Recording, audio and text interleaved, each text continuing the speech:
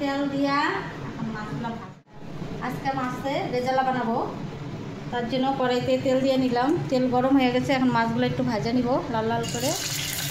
হলুদ ছাড়া লবণ মেখে রাখছি।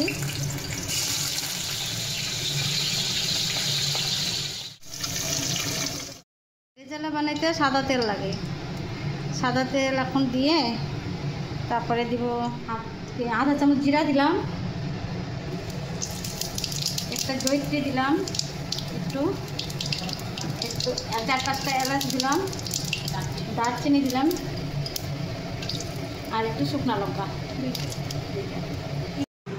এখন পেঁয়াজ বাটা,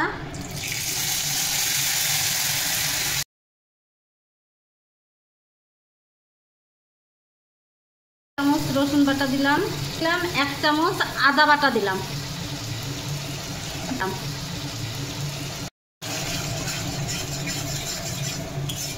লঙ্কা বাটা দিয়ে দিলাম, কাঁচা লঙ্কা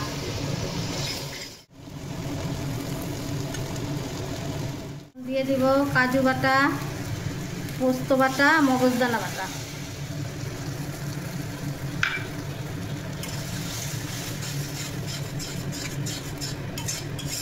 একটু দই ফেটিয়ে রাখছিলাম, দই দিয়ে দিলাম।